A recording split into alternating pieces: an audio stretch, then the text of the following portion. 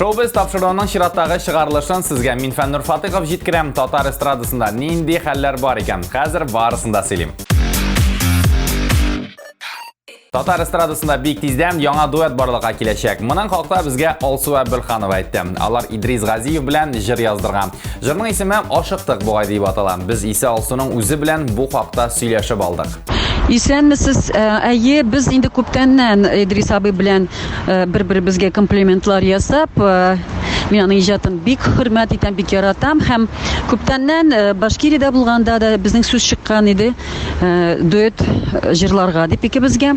Ham bek motorgina zamoncha duet jirlarga bo'ldik. Ul shunday zamoncha stilda, ul Idris abiga da biraz nidir yangi yaqdan ochilish bo'lar deb umidlanamiz. Olsu barliq sirlarini da ochib bergan orada Idris G'aziyev yo'l ekan. Gretsiyaning Fortsetsa shaharidan u bizga qo'ynar salamlarini yo'llaydi. Jil yaqdan aylanib qaytuvga biz ularning Olsu bilan yozdirilgan jirlarini da eshitashakmiz. Demak, kutamiz. Konsertlar boshlanadi. Sezon ochilishi Salyankasi 26 sentyabr kuni Unix konsertlar zalida o'tashak. Rayas Fasihov, Olsu Ozod Fazliyevlar, Sheshka, Elmira Sulaymanova, Hamduna Temirg'aliyeva ham boshqa big ko'p artistlar bir sahnada jilashadi. Kelmay, ko'rmay qolmag'iz.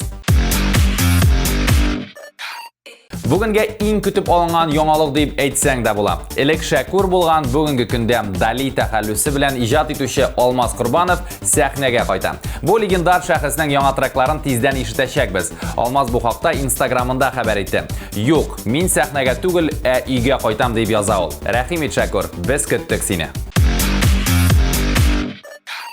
Show biznes yangiliklari shuning bilan tamam. Minfannur Fatihov sizga bor yangiliklarni da söyledim. Showbiz, biz yulduzlar turida borisini da bilamiz.